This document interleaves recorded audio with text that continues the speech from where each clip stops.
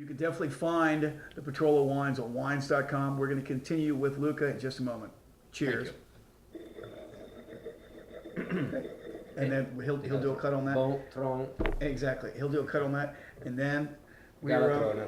what I'd like you to do is tell me what your motivations behind making. I know we're going over, aren't we? Take your time. Listen.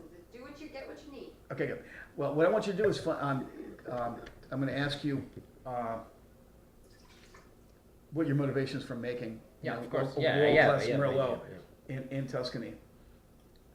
Because okay, I will tell you. And we're back with Luca Sanjust from Petrolo Winery in Tuscany in Italy. We're lucky to have him here on Wines.com.TV. So right now we're going to be trying his Galatrona from Petrolo. 100% Merlot. Yeah. What has led you to make one of the world's greatest Merlots, sir? Well, in Tuscany.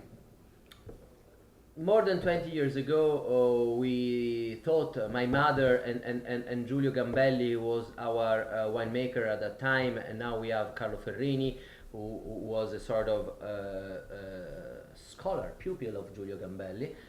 We thought at that time all together that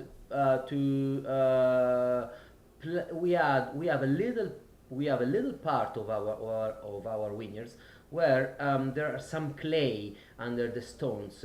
You know, in Tuscany we have where we are we are the soil of the Chianti classical, more or less, soil. That means Galestro, Alberese, and Arenaria. Under those stones we have found some clay. So stones with sand and then clay, the perfect condition to try to grow Merlot, like happened in Pomerol.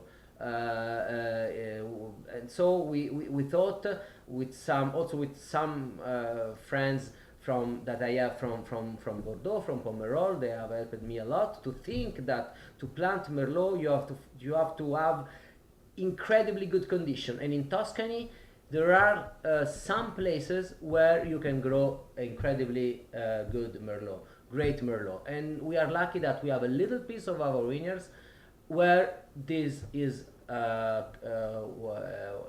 can happen.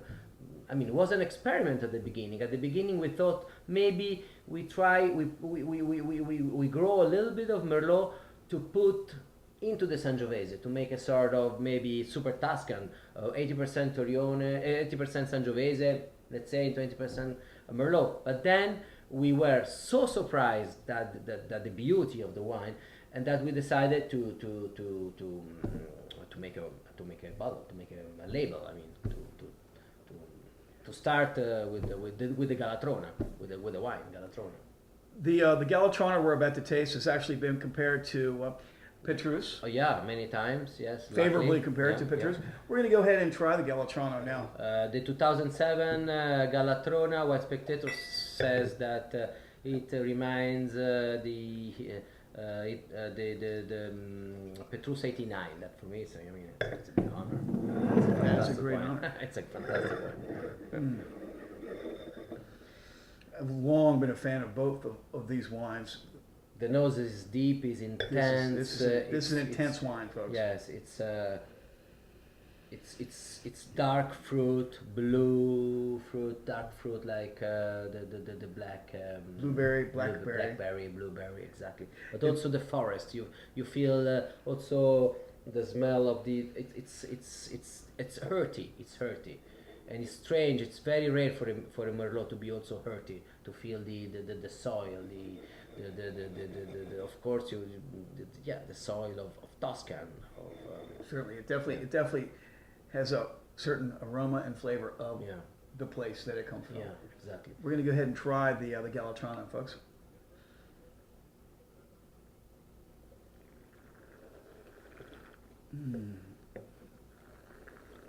What I like, in the best way of Galatrona, in a specific way of Galatrona, is it's a Merlot that doesn't taste of Merlot. It's a Merlot that tastes of Tuscan wine, first of all. So has a good acidity, good total acidity, that you really push your fruit up on your palate, and is extremely long. Usually Merlot can be a little bit overripe. Flabby. It's flat. It's yeah overripe. It's large. It's fat. And what I want, it's not to make a wine that is not